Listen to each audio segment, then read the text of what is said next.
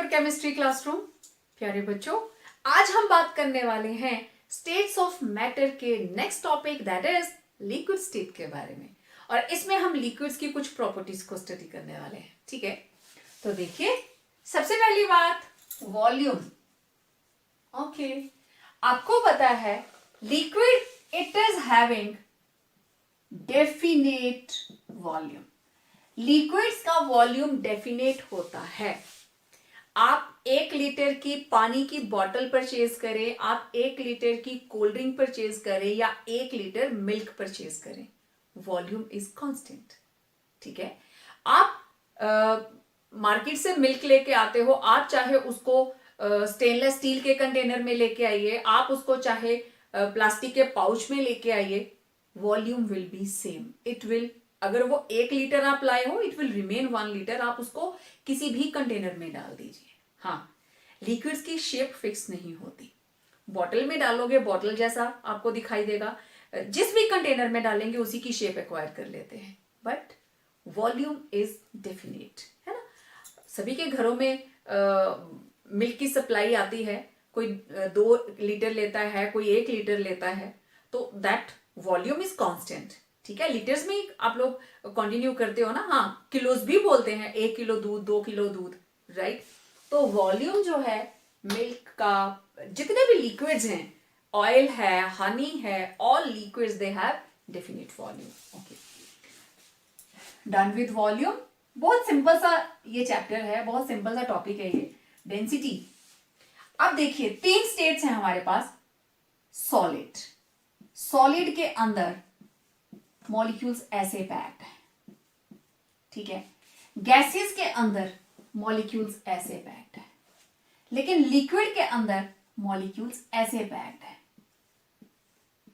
समझ रहे हो, ऐसे थोड़ा थोड़ा गैप है बीच में।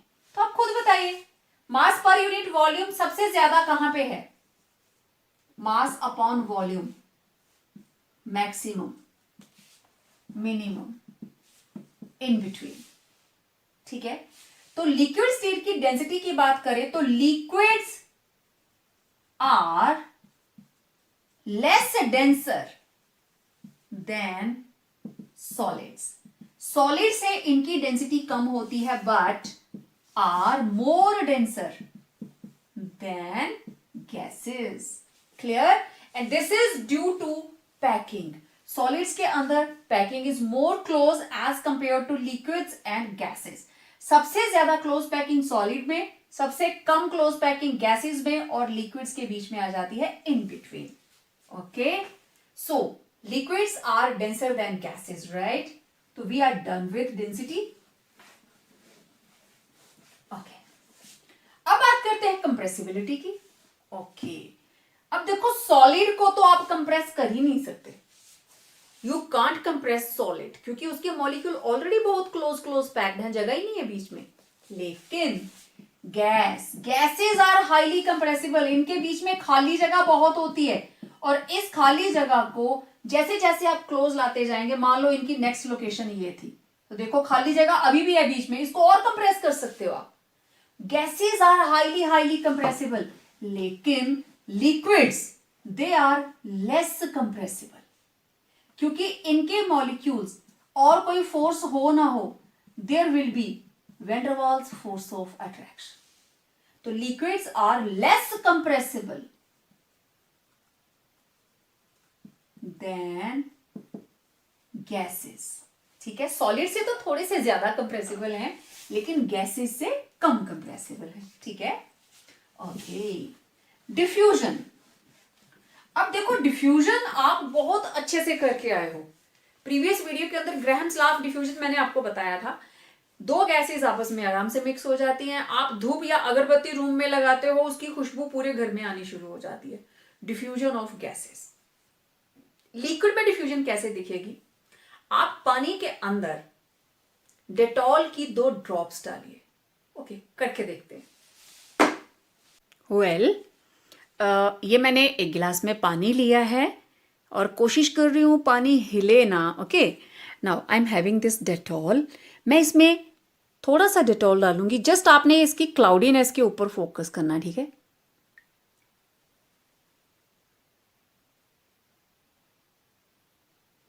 धीरे धीरे ये पूरा डेटॉल जो है गिलास के अंदर देखो डिफ्यूज हो रहा है ना, दिख रहा है आप लोगों को? ये पूरा अब देखो हल्की हल्की मिल्कीनेस आ गई। डेटॉल जितना घुलता जाएगा वाटर उतना ही मिल्की होता जाएगा।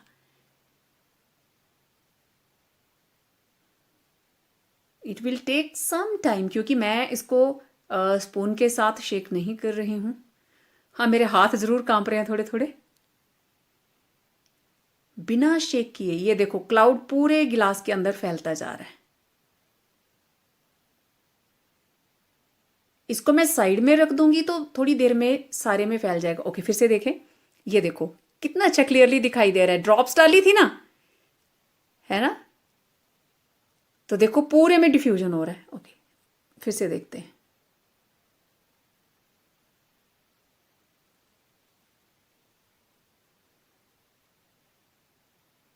ये दो लिक्विड आपस में मिक्स हो रहे हैं। Mixing of two liquids without the interference of any external agency is known as diffusion. देखो ऑलमोस्ट ये जो क्लाउड था पूरे के पूरे गिलास के अंदर, देखो है ना, क्लाउडी क्लाउडी हो गया ना। तो मैं इसको शेड देती हूँ, ये आपको इसकी शेड दिखाई दे रही है कि डेटॉल इसमें कहाँ है। और धीरे धीरे धीरे धीरे ये सारे मॉलिक्यूल देखो फैलते जा रहे हैं। देखो देखो देखो, ये और मिक्स हो गया। तो this is the meaning of diffusion. अब ये ना सारे का सारा देखो क्लाउडी हो गया। अब देखो पीछे जो लिखा हुआ था आपको क्लियरली दिखाई नहीं दे रहा है ना, इट इज क्लाउडी। ये देखो पूरे ग्लास के अंदर डेटॉल फैल गया, है ना? तो दिस इज कॉल्ड डिफ्यूजन। और ये डिफ्यूजन थी किसमें? लिक्विड्स के अंदर। ठीक है, मेरे पास डेटॉल अवेलेबल था तो मैंने वाटर के अंदर डेटॉल मिक्स करके आपको दिखा दिया। और आप देख सकते हैं डेटॉल के मॉलिक्यूल धीरे धीरे धीरे धीरे, जैसे आसमान में बादल चलते हैं ना, एक दूसरे के नजदीक आते हैं फिर पूरे आसमान में फैल जाते हैं, वैसे ही दो लिक्विड्स थे, दोनों ही एक दूसरे में मिक्स हो रहे थे। This is called diffusion. ठीक है, अब रेट ऑफ डिफ्यूजन, दो लिक्विड दो गैसेस आपस में मिक्स होती हैं तो फास्टर होता है। आपने देखा इट वाज टेकिंग टाइम, अभी भी पूरी तरह से वो मिक्स नहीं हुए हैं पूरी तरह से, क्योंकि जब तक मैं चम्मच से शेक करूंगी फिर तो वो डिफ्यूजन नहीं रहा, फिर मैंने उसका नेचर चेंज कर दिया। डिफ्यूजन मीन्स हमें बाहर की कोई एक्सटर्नल एजेंसी नहीं चाहिए, उंगली पकड़ के काम नहीं करवाना है, दोनों अपने आप ही मिक्स हो जाएंगे, तो इट इज डिफ्यूजन। लिक्विड्स का रेट ऑफ डिफ्यूजन गैसेस के कंपैरेटिव कम है। और यही चीज अगर मैं इसमें चीनी डाल देती तो चीनी एकदम से इसमें नहीं घुलनी थी, ओवरनाइट पड़ी रहेगी ना पानी में, आप स्पून के साथ उसको स्टिर नहीं करेंगे तो भी घुल जाएगी। That is also diffusion. Graham's law के अंदर मैंने सारा बताया था। ठीक है, इससे ज्यादा मैं बात नहीं करूंगी। तो डिफ्यूजन का मतलब लिक्विड्स का जो डिफ्यूजन है, diffusion of liquids is less than gases. ठीक है, means liquid diffuse slower. Liquids diffuse slower than gases but faster than solids, है ना? Faster than solids, क्योंकि यहां पे मूवमेंट है ना, दो चीजें आपस में मिक्स हो रही हैं, दे हैव टू मूव, और मिक्स होने के लिए पार्टिकल जितना हल्का होगा मिक्सिंग उतनी ही फास्ट होगी। ठीक है, तो ये था diffusion. Okay, now next is evaporation. What is evaporation? पहली बात, इवेपोरेशन क्या होती है? Process of conversion of liquid into vapors is known as vapors. लेकिन एक कंडीशन है, at room temperature. This is called evaporation. ठीक है, वाटर है, गिर गया, एक गिलास पानी आपसे जमीन पे गिर गया, आपने कुछ भी नहीं किया, सुबह तक वो अपने आप इवेपोरेट हो जाता है ना? तो this is evaporation means room temperature के ऊपर without interference of any external agency, हमने जबरदस्ती नहीं की उसके साथ, वो अपने आप हो गया, स्पॉन्टेनियस प्रोसेस। ठीक है, अब इवेपोरेशन, लिक्विड कोई भी हो सकता है, इवेपोरेशन कुछ चीजों पे डिपेंड करती है। What are the factors that affect evaporation? सबसे पहली बात टेम्परेचर। ओके, गर्मी और सर्दी, सर्दियों में कपड़े जल्दी सूखते हैं या गर्मियों में? यस, गर्मियों के अंदर, क्योंकि बाहर का टेम्परेचर ज्यादा होता है तो कपड़े जल्दी सूख जाते हैं। सर्दियों में बाहर का टेम्परेचर कम होता है, कपड़े लेट सूखते हैं। ठीक है, तो जितना ज्यादा टेम्परेचर, इवेपोरेशन उतनी ज्यादा फास्ट। अब एक चीज देखो, किसी कंटेनर के अंदर ये है लिक्विड, इवेपोरेट कौन करेगा? जो सबसे बाहर वाली लेयर है। ये जो सरफेस के मॉलिक्यूल्स हैं, इस सरफेस को छोड़कर चले जाएंगे। This process is evaporation. जाएगा कौन? सरफेस वाला मॉलिक्यूल। ठीक है, सारे मॉलिक्यूल आपस में जुड़े होते हैं, ये सेकंड लेयर, थर्ड लेयर, ये सारे मॉलिक्यूल आपस में जुड़े हुए हैं। अब देखो ये जो मॉलिक्यूल है, ये देखो हर तरफ से जुड़ा हुआ है, जो यहां मॉलिक्यूल होगा हर तरफ से जुड़ा हुआ है दूसरे मॉलिक्यूल्स के साथ। ठीक है, लेकिन ये मॉलिक्यूल अंदर को तो जुड़ा है, बाहर तो नहीं है ना। ठीक है, तो अब ये जो फोर्स एक दूसरे को पकड़ के रखे हैं, जब हम टेम्परेचर बढ़ाते हैं मॉलिक्यूल्स की, टेम्परेचर अगर हमने इंक्रीज किया तो काइनेटिक एनर्जी इंक्रीज करती है। काइनेटिक एनर्जी इंक्रीज करी तो जो मॉलिक्यूल्स हैं, मॉलिक्यूल्स मूव अपार्ट, मॉलिक्यूल्स एक दूसरे से दूर जाना शुरू कर देते हैं। दूर जाएंगे मींस वो सरफेस को छोड़कर चले जाएंगे। जितना ज्यादा टेम्परेचर उतनी ज्यादा इवेपोरेशन। ठीक है, गर्मियों में हमारे तालाब सूख जाते हैं। ठीक है, पानी के जितने भी ओपन सोर्सेज हैं वो सूख जाते हैं, पानी कम हो जाता है। ठीक है, सर्दियों के अंदर इवेपोरेशन उतनी ज्यादा नहीं होती। Right, okay. दूसरी बात, strength of intermolecular forces. Maximum girls जो इस वीडियो को देख रही होंगी, सभी ने नेल पेंट रिमूवर यूज किया होगा। ठीक है, अगर आप लिक्विड यूज कर रहे हो तो सीधी इंस्ट्रक्शन होती है कि उसको टाइटली पैक करके रखना, बंद करके रखना, नहीं तो वो उड़ जाएगा, इवेपोरेट हो जाएगा। ठीक है, उसी तरीके से अब उसमें होता क्या है, ईथर, दैट इज ईथर और एसीटोन, और इनकी इंटरमॉलिक्यूलर फोर्स ऑफ अट्रैक्शन बहुत वीक होती है। एसीटोन के मॉलिक्यूल्स आपस में वीक वैन-डर-वाल्स फोर्स ऑफ अट्रैक्शन से जुड़े होते हैं, जबकि वाटर के अंदर अगर आप देखें acetone, this is CH3 double bond O, कौन सी बॉन्डिंग आएगी भी इनमें? ठीक है, यस, डाइपोल डाइपोल आ जाएगी, ये नेगेटिव हो जाएगा, ये पॉजिटिव हो जाएगा, लेकिन इसके साथ दो एल्काइल ग्रुप लगे हैं तो पॉजिटिव चार्ज बहुत कम हो जाएगा। लेकिन अगर हम वाटर की बात करें, HOH, hydrogen bond, HOH, hydrogen bond, hydrogen bonding is much more stronger than dipole dipole interaction. ठीक है, तो water molecules are tightly packed. अगर इंटरमॉलिक्यूलर फोर्सेस स्ट्रॉन्ग हैं तो इवेपोरेशन कम होगी, और अगर इंटरमॉलिक्यूलर फोर्सेस वीक हैं तो इवेपोरेशन ज्यादा होगी। पेट्रोल उड़ जाता है, ईथर उड़ जाता है, एसीटोन उड़ जाता है, वाटर टेक्स टाइम। ठीक है, आप एक कंटेनर में थोड़ा सा पेट्रोल डाल दीजिए, दूसरे कंटेनर में थोड़ा सा वाटर रख दीजिए, सुबह देखना, सुबह क्या 15 मिनट के बाद ही पेट्रोल नजर ही नहीं आएगा। ठीक है, तो force of intermolecular attraction means अगर स्ट्रॉन्ग है, ठीक है, मोर is intermolecular force of attraction, अगर molecular attraction force of attraction ज्यादा है then lesser will be evaporation. Clear? evaporation उतनी ही कम होगी। तीसरा फैक्टर सरफेस एरिया। अब देखो इसका वाइस वर्सा भी है। अगर इंटरमॉलिक्यूलर फोर्सेस लेस होंगी, lesser is inter molecular attraction, then more will be evaporation. evaporation उतनी ही ज्यादा होगी. ठीक है. Now third factor is surface area. आपने अपना टॉवल धोया और टॉवल को 3-4 फोल्ड लगाकर बाहर सूखने को डाल दिया, लेकिन आपके सिस्टर या ब्रदर जो आपका दूसरा सिबलिंग है उसने भी टॉवल धोया और उसने उसको बिखेर कर डाला. किसका टॉवल पहले सूखेगा? यस, जिसने उसको बिखेर कर डाला, उसको प्रॉपर्ली खोल कर डाला. तो जितना ज्यादा सरफेस एरिया उतनी ही ज्यादा rate of reaction.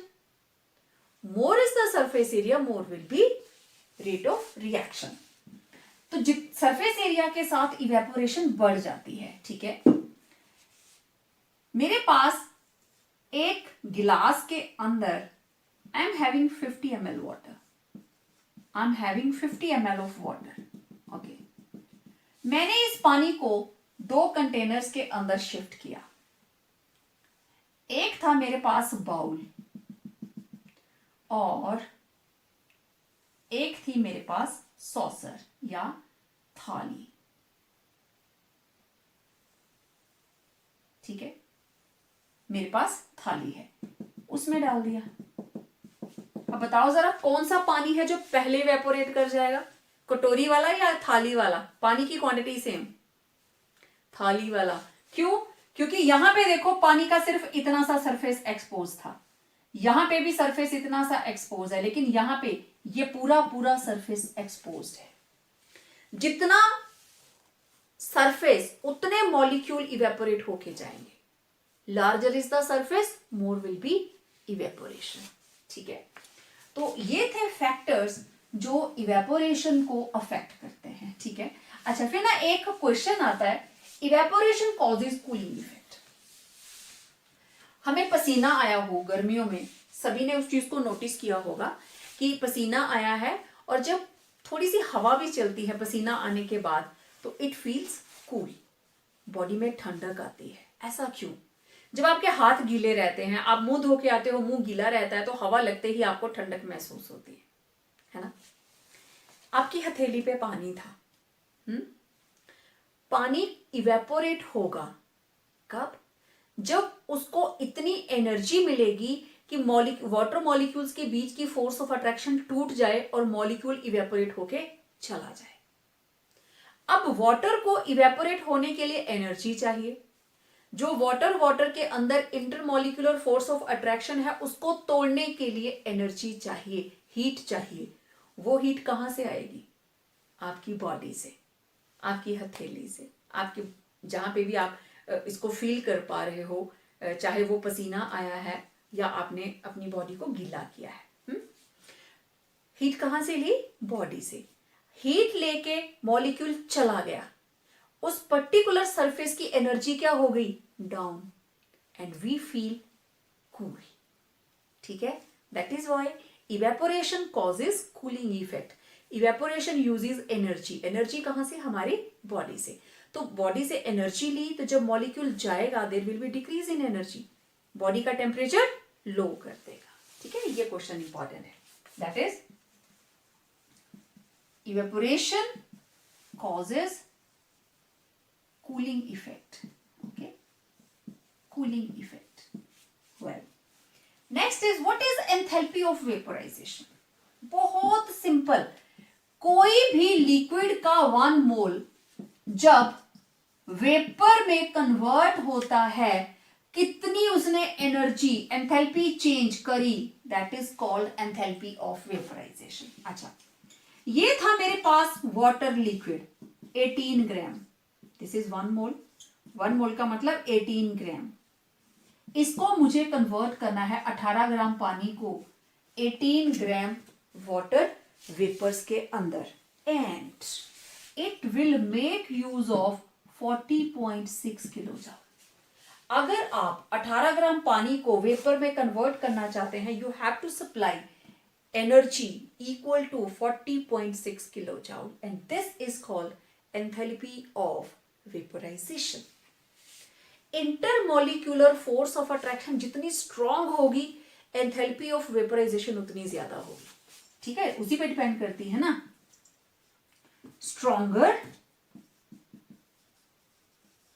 stronger is intermolecular force of attraction, more will be vaporization, more will be enthalpy of vaporization, उतनी ही ज्यादा एंथैल्पी ऑफ वेपराइजेशन होगी. ठीक है, तो ये थी enthalpy of vaporisation. Now next is vapour pressure. अब देखो, वेपर प्रेशर को समझने के लिए हम दो सिचुएशंस ले लेते हैं.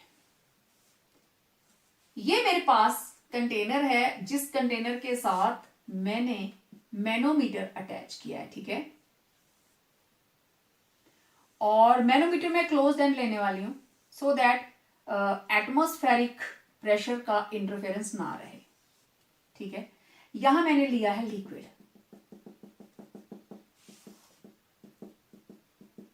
ठीक है, और शुरू में ये दोनों लेवल एक जैसे हैं.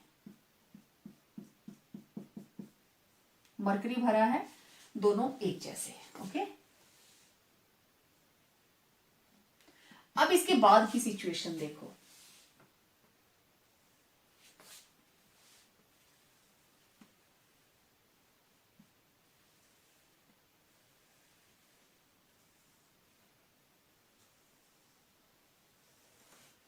ये मैनोमीटर, सेम कंटेनर की बाद की सिचुएशन बना रही हूं मैं.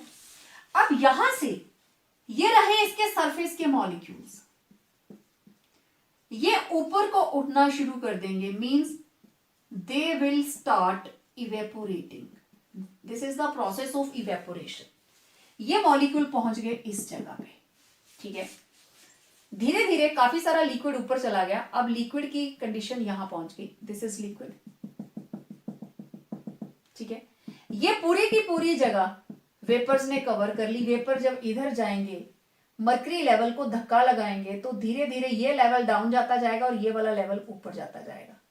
दिखती सी बात है, ऐसे ही होगा क्योंकि ये वेपर इसके ऊपर प्रेशर लगा रहे हैं. ठीक है, पहले ये यहां था ए स्टेज, फिर आया ये बी में, फिर आया ये सी में.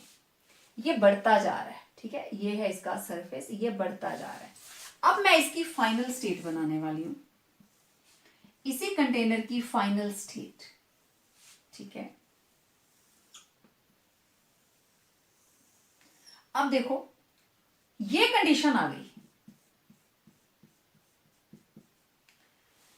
पहले इतना है प्रेशर और अब प्रेशर इतना है. ठीक है, ये लेवल इतना राइज कर गया. और जब तो ये लेवल ऊपर चढ़ते जा रहा है, मतलब यहां से मॉलिक्यूल्स ऊपर जा रहे हैं. ठीक, अब देखो जो मॉलिक्यूल यहां, जब सारी यहां पे भीड़ हो गई, व्हाट विल हैपन, कुछ मॉलिक्यूल नीचे भी तो बैठेंगे. अब ये जो नीचे आ रहे हैं ना, this is called condensation. This is condensation, condense होना. और ये क्या था, इवेपोरेशन. ये वापस आ रहा है कंडेंसेशन. अब ये वैल्यू फिक्स हो गई. फिक्स होने का मतलब क्या है, इसके अंदर दिस इज वेपर फेज. ठीक है, these are vapours, this is liquid. ठीक है, अब एक स्टेज ऐसी आ गई कि अगर 4 मॉलिक्यूल इवेपोरेट हुए तो 4 ही मॉलिक्यूल कंडेंस हुए. मतलब रेट ऑफ इवेपोरेशन बराबर हो गया रेट ऑफ कंडेंसेशन के. ये दोनों आपस में इक्विलिब्रियम में आ गए. जितने ऊपर गए उतने ही नीचे आ गए. हमें नेट चेंज नजर नहीं आएगी. 4 ऊपर जा रहे हैं, 4 नीचे बैठ जा रहे हैं. नेट क्या आया, 0. ठीक है, अब ये जो हाइट है ना कॉलम की, this is equal to vapour pressure. क्योंकि ये किसकी वजह से है, ये वो प्रेशर है जो इन वेपर्स ने एक्सर्ट किया, किसके ऊपर, सरफेस ऑफ दिस लिक्विड। तो pressure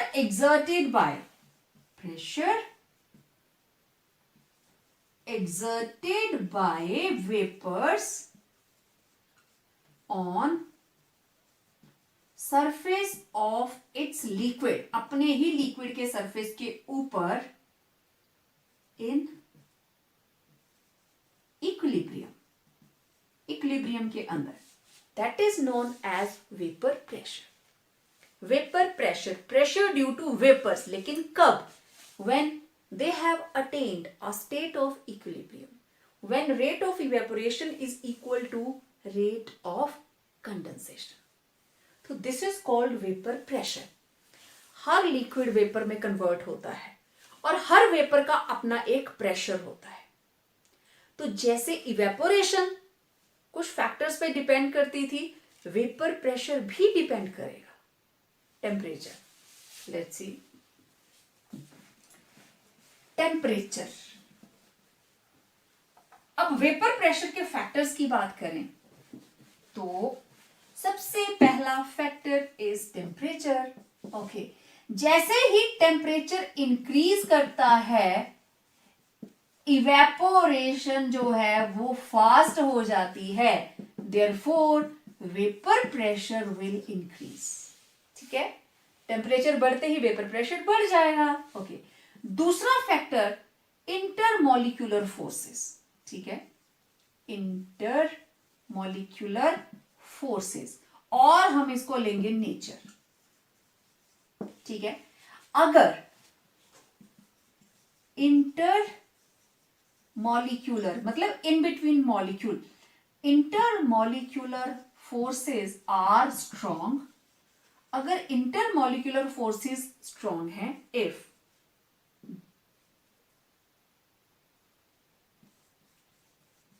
laser will be evaporation. अगर इंटरमॉलिक्यूलर फोर्सेस स्ट्रॉन्ग है तो इवेपोरेशन क्या होगी, कम होगी, therefore lesser will be vapour pressure. उल्टा कर लो, इंटरमॉलिक्यूलर फोर्सेस अगर वीक हैं, इवेपोरेशन ज्यादा होगी, जैसे कि पेट्रोल, जैसे कि ether, di ethyl ether, acetone. ठीक है, पेट्रोल का वेपर प्रेशर जो है it is higher than water, क्योंकि पेट्रोल के अंदर फोर्स ऑफ अट्रैक्शन कम है तो वेपोरेशन फास्ट होगी, इवेपोरेशन ज्यादा होगी तो वेपर प्रेशर ज्यादा होगा। तो जो लिक्विड ज्यादा वोलाटाइल हैं, जल्दी से उड़ जाते हैं, उनके अंदर फोर्स ऑफ अट्रैक्शन कम होती है। ठीक है, intermolecular forces are strong, liquids are less volatile. Volatile कौन होते हैं, जो जल्दी उड़ जाते हैं। तो अगर फोर्सेस स्ट्रॉन्ग है तो लिक्विड क्या होंगे, less volatile, laser will be evaporation and lesser will be vapour pressure. अब देखो बॉइलिंग, एक और हमारे पास आ गया हमारे इसकी लिक्विड की प्रॉपर्टी, दैट इज बॉइलिंग। अब वेपर प्रेशर आपने देख लिया, ये कोई कंटेनर है, पतीला है, बीकर है, हमने यहां पे आग रखी है, इसको गर्म कर रहे हैं, इसके अंदर पानी है। ठीक है, ओके। अब देखो वाटर मॉलिक्यूल्स जो सबसे बाहर हैं सरफेस के ऊपर, जैसे ही आपने पानी को गर्म किया, घर में नॉर्मल देखा होगा चाय बनाते हुए, जब तक पानी बॉईल भी नहीं किया होता थोड़ी थोड़ी भाप उठनी शुरू हो जाती है, वेपर उठने शुरू हो जाते हैं। ठीक है, तो यहां से वेपर बाहर, यहां से वेपर बाहर, यहां से वेपर बाहर, कोई कोई वेपर बाहर जा रहे हैं। आपने हीटिंग को कंटिन्यू रखा, धीरे धीरे एक ऐसी स्टेज आ गई कि इसका अंदर का इंटरनल वेपर प्रेशर, अंदर भी तो वेपर प्रेशर है ना उसका, internal vapour pressure becomes equal to atmospheric pressure. इसके ऊपर एटमॉस्फेरिक प्रेशर भी तो लग रहा है। जब internal vapour pressure of liquid becomes equal to atmospheric pressure, तो यहां से बुलबुले बनने शुरू हो जाते हैं और liquid starts boiling. Liquid starts boiling. Boiling और इवेपोरेशन में सबसे बड़ा डिफरेंस इवेपोरेशन होती है सरफेस से और बॉइलिंग होती है बॉटम से। बॉइलिंग यहां से स्टार्ट होगी, बुलबुले नीचे से उठेंगे, ऊपर जाके फट जाएंगे, और सरफेस के मॉलिक्यूल ड्यूरिंग बॉइलिंग, सरफेस के molecules they are evaporated.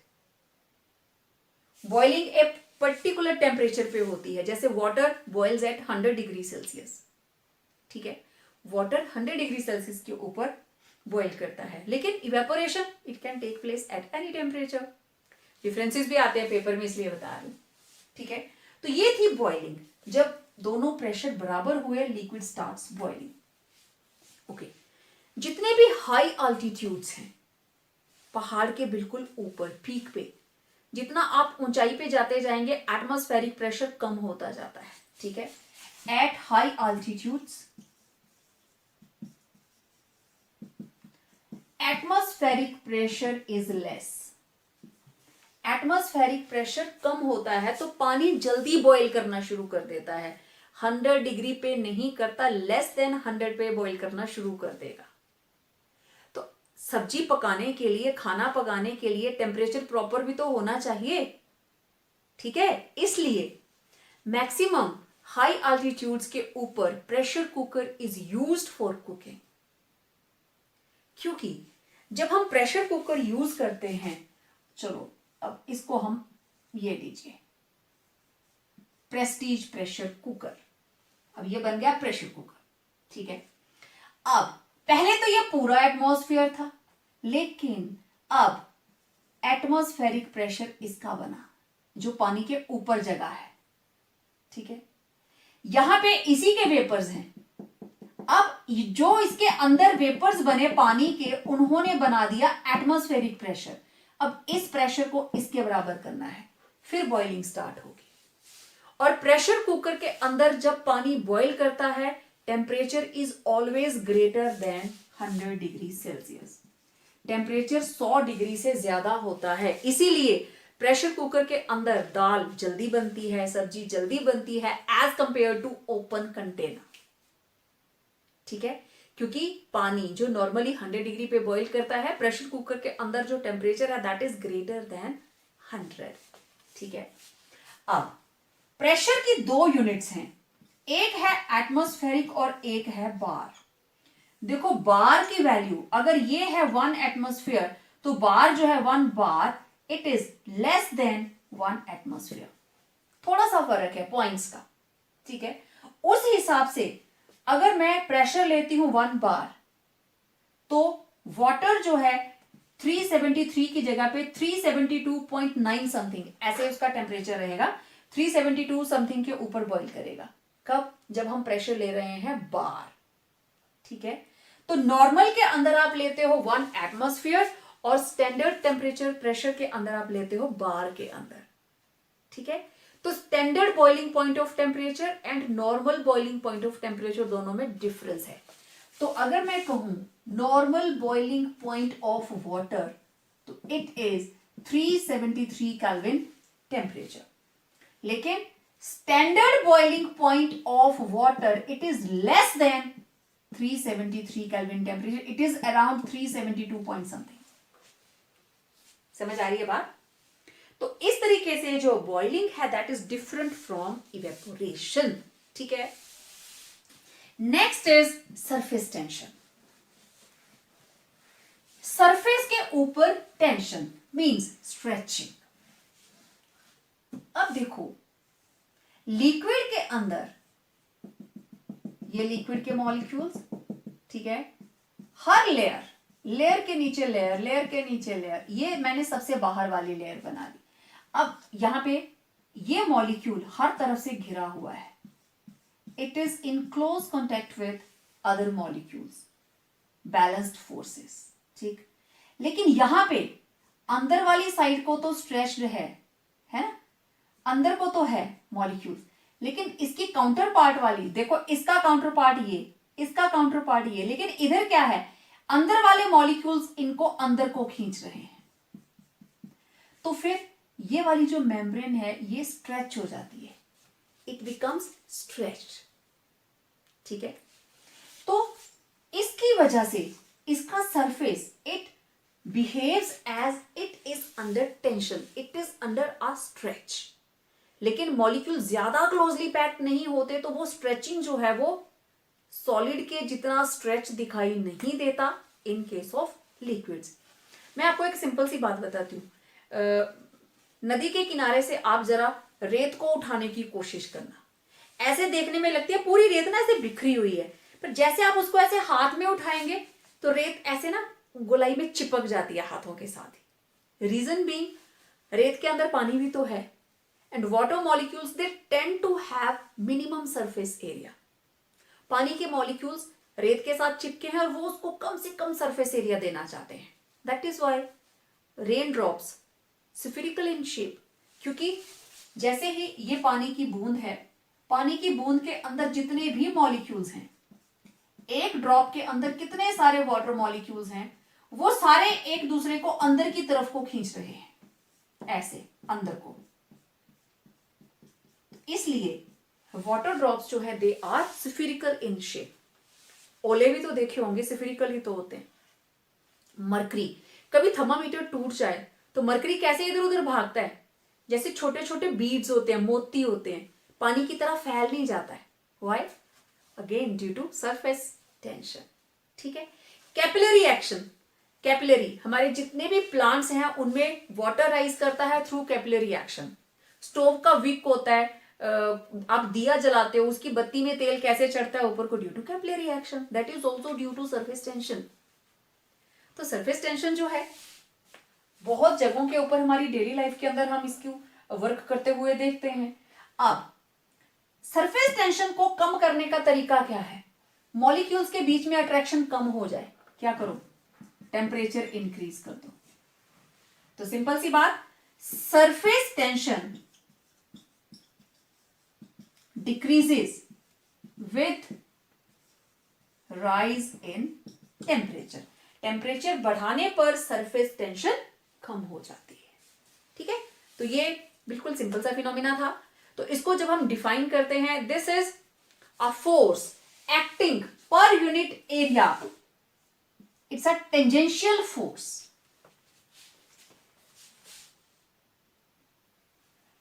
So it is force per unit length, एक unit length 1 centimetre per unit length acting perpendicular at 90 degree, acting perpendicular to the tangential line drawn on the surface of liquid। आपको पता है circle के साथ tangent draw करते हैं ना, तो टेंजेंशियल लाइन के अलोंग उसके परपेंडिकुलर पर यूनिट लेंथ जो फोर्स एक्ट कर रही है, that is surface tension. The last property of liquid is viscosity. Viscous, गाढ़ापन। अगर आप शहद और पानी को एक साथ गिराएं, ज्यादा फ्लो किसका होगा? शहद का, पानी का। पानी ज्यादा बहेगा, उसका फ्लो ज्यादा है, शहद का फ्लो बहुत कम है। जितनी देर में एक गिलास पानी आप उड़ेल सकते हो, गिलास से वो बाहर गिर जाएगा, एक चम्मच शहद को खाली करने में उतना ही टाइम लगेगा। क्यों? क्योंकि honey is more viscous than water. ठीक है। ओके। तो देखो विस्कोसिटी क्या है। एक लेयर, अब लिक्विड लेयर्स में होता है, एक लेयर दूसरी लेयर को फ्रिक्शन देती है फ्लो के लिए। मान लो ये रही फर्स्ट लेयर, ये रही सेकंड लेयर, ये रही थर्ड लेयर। ठीक है। ये है फर्स्ट, सेकंड, थर्ड। जो बीच वाली लेयर है, मान लो उसकी वेलोसिटी है u, या v ले लेते हैं, लेट इट बी v। ठीक है। तो इसकी कितनी होगी? v plus dv। इसकी कितनी होगी? v minus dv। ठीक है। ये अगर v है तो ये ज्यादा होगी और ये इससे कम होगी। मतलब ये अगर 10 है, ये 15 होगी और ये 5 होगी। Got it? मतलब कहने का, ये वाली लेयर इस लेयर को आगे बढ़ने से रोकती है, ये वाली लेयर इस लेयर को आगे बढ़ने से रोकती है। और अगर आप पानी में खड़े हो तो पानी की सबसे ऊपर वाली लेयर जो होती है उसका फ्लो सबसे ज्यादा होगा रादर देन जो आपके पैरों को टच करके जा रही होगी अगर आप पानी के अंदर सरफेस के ऊपर खड़े हैं। सबसे नीचे वाली लेयर की वेलोसिटी सबसे कम होगी और सबसे ऊपर पानी का फ्लो सबसे ज्यादा होता है। जैसे ऐसे पानी जा रहा है तो ऊपर फ्लो ज्यादा और नीचे उसके फ्लो कम रहता है। ठीक है, तो this is viscosity, that is internal resistance to the flow in liquids which arises due to internal friction. In layers में there is internal friction between layers of a liquid as they slip past over one another when liquid flows. अगर पानी खड़ा है, stagnant water है, pond है कोई, तब वहां पे विस्कोसिटी की बात आप नहीं करेंगे क्योंकि पानी फ्लो नहीं कर रहा है। ठीक है, गिलास के अंदर पानी लेके रखा है तो पानी फ्लो नहीं करेगा। अब गिलास से मेरे को याद आया, ये देखिए हम जब डिफ्यूजन की बात कर रहे थे, अब ये पूरे का पूरा डिफ्यूज हो चुका है। ठीक है, ये देखो वाइट वाइट दिखाई दे रहा है ना आप लोगों को। अब ये जो हमने इसमें मिक्स किया था डेटॉल, पूरे पानी के अंदर मिल्कीनेस आ गई, मतलब डिफ्यूजन प्रॉपर हो चुका है। मैंने इसको बिल्कुल भी स्टिरिंग नहीं की है। आप इस चीज को अपने घर पे जरूर ट्राई करके देखना। डेटॉल ऑलमोस्ट सभी के घर में मिल जाएगा। वापिस आते हैं विस्कोसिटी के ऊपर। तो अब ये जो इंटरनल रेजिस्टेंस है, इसको हटाने का तरीका, खीर जब ठंडी हो जाती है, गाढ़ी हो जाती है, ठीक है, उसको फिर से गर्म करो, फिर से वो थोड़ी थोड़ी पतली हो जाएगी। ठीक है, शहद है, सर्दियों के अंदर ज्यादा गाढ़ा हो जाता है, उसको थोड़ा सा गर्म पानी में रखना कंटेनर को, एकदम से उसका फ्लो ज्यादा हो जाएगा। तो viscosity decreases with rise in temperature. ठीक है, viscosity decreases with rise in temperature. ठीक है, और कौन सा factor, intermolecular force of attraction. जितनी ज्यादा होगी विस्कोसिटी उतनी ज्यादा होगी। ठीक है, जितनी intermolecular force of attraction strong होगी विस्कोसिटी उतनी ही ज्यादा होगी। ठीक है, तो अगर हम इसकी इक्वेशन को डिराइव करने की कोशिश करें तो let it be there are 3 layers, एक का वेलोसिटी v, एक है dv प्लस, एक में dv माइनस। ठीक है, अब कितना एरिया आपस में उनका कांटेक्ट कर रहा है, area of contact between two adjacent layers, it is A.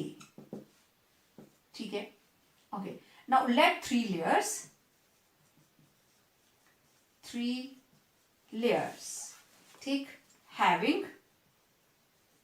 velocity v minus dv, v and v plus dv। ठीक है, अब distance between two adjacent layers, दो लेयर्स के बीच का distance late it B dx, इन दो लेयर्स के बीच में दूरी कितनी है, late it B dx। Now velocity gradient, it will be equal to dv upon dx, कि पर्टिकुलर डिस्टेंस के लिए वेलोसिटी में चेंज कितना आया, dv अपॉन dx। ओके, अब ये जो फोर्स है जो इन दो लेयर्स को मेंटेन करेगी, force required to maintain the flow in these 3 layers, this force will be directly proportional to area, also directly proportional to velocity gradient. So it is dv upon dx.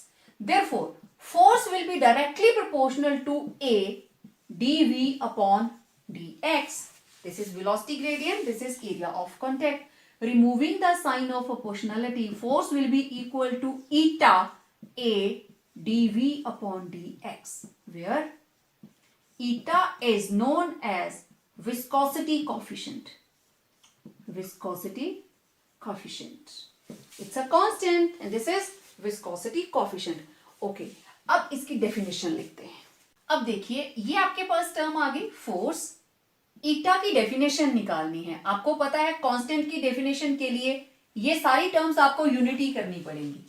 तो जब area of contact है 1 unit और velocity gradient भी है 1, तो force किसके बराबर आ जाएगी? ईटा के बराबर। तो ईटा और viscosity coefficient, it is the force of friction required to maintain unit velocity gradient. Unit velocity gradient maintain करना है between two parallel layers of unit area of contact. वो लेयर्स जिनके बीच में एरिया ऑफ कांटेक्ट भी क्या है? 1 unit. This is the definition of velocity coefficient. ठीक है, ओके। अब देखिए इसके यूनिट्स, जितने भी लिक्विड्स हैं ना, उनकी विस्कोसिटीज को हम ईटा की टर्म्स में ही कंपेयर करते हैं। कोई भी दो लिक्विड जिसकी ईटा की वैल्यू ज्यादा उसकी विस्कोसिटी ज्यादा, जिसकी ईटा की वैल्यू कम उसकी विस्कोसिटी कम। तो ईटा से तो देखो F is equal to eta A D V upon D X. मुझे इसकी वैल्यूज चाहिए, इनको इधर ले आओ। तो x ऊपर चला गया, dv नीचे आ गया, a 1 अपॉन ए। तो फोर्स के यूनिट्स डाइन्स, dx सेंटीमीटर। अब हमारे पास dv it is volume and it is written in centimetre cube into area. Area is velocity means centimeter per second and area is centimeter square। तो देखिए क्या क्या cut सकता है। सेकंड ऊपर आ जाएगा, सेंटीमीटर से 1 सेंटीमीटर कट हो जाएगा। ठीक है, तो हम इसको लिखेंगे ईटा, एन की टर्म थोड़ी लंबी कर दीजिए, it will be dance into centimetre. Velocity is centimetre, second ऊपर आ गया, इंटू सेंटीमीटर स्क्वायर। तो 1 सेंटीमीटर से centimetre cancel, it will be dynes centimetre inverse second. अब ये आ गए यूनिट्स हमारे पास, dynes centimetre second inverse second, and this is equal to 1 poise। And this name, the unit poise, it has been given after the name of great scientist Jean-Louis Poiseuille। 1 poise, name of scientist Jean-Louis।